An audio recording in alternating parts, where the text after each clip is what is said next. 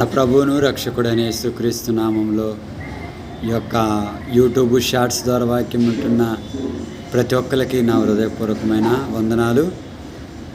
ప్రియమైన సహోదరి సహోదరులారా, ఈ యొక్క లోకంలో, ఈ యొక్క సమాజంలో దైవజనుడి యొక్క భారము, బాధ్యత, వేదన ఎవరికి తెలియదండి.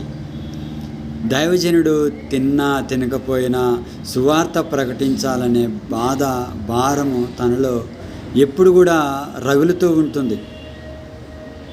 దైవజనుడు తన యొక్క ఇష్టాన్ని, కోరికలను తీర్చుకోవడానికి కాదు, కానీ దైవజనుడు సమాజంలో ఉన్న జనాలందరినీ కూడా మార్చాలని, మంచి మార్గంలో తీసుకొని రావాలని, వారి యోగక్షేమాల కొరకు ప్రార్థన చేసే వ్యక్తిగా దైవజనుడు ఉంటాడు.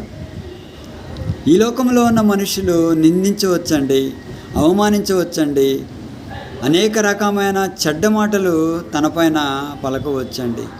కానీ దైవజనుడు మాత్రం ఎన్ని నిందల పాలైనా, ఎన్ని అవమానాల పాలైనా, ఎంతమంది దూషించినా సువార్త ఆపటం అనేది ఆగదు.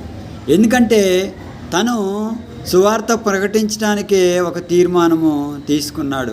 ఏమండి, పౌలు గారు అంటున్నాడు కదా, సువార్త ప్రకటించుట నా జన్మ హక్కు అంటున్నాడు. అయ్యో, నేను సువార్త ప్రకటించకపోతే నాకు శ్రమ అంటున్నాడండి.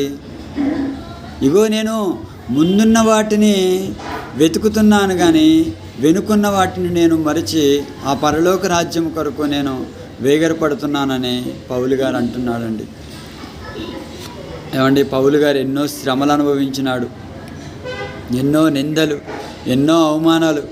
ఒకానొక సమయంలో పౌలు గారిని రాళ్ళతో కొట్టినప్పుడు అనేకమైన శరీరం అంతా గాయాలయ్యి రక్తాలు కారుతూ ఉన్నప్పుడు పౌలు గారైతే వెంటనే అక్కడి నుంచి లేచి వేరే గ్రామం వెళ్ళి సువార్త ప్రకటించిండండి. ఏమండి, దైవజనులు కొన్ని గ్రామాలలోకి సువార్త ప్రకటించడానికి వెళ్ళినప్పుడు అనేక రకమైన మనుషులు, నీకు పర్మిషన్ ఉందా, నీ ఎవడిక్కడ సువార్త చేయమన్నాడు, ఎందుకు వచ్చినావు మా గ్రామం అని ప్రతి ఒక్కళ్ళు కూడా నిందిస్తున్నారండి, అవమానిస్తున్నారండి. కానీ ఈ లోకంలో ఉన్న మనుషులు చనిపోతే తెలుస్తుందండి పరలోకం యొక్క విలువ.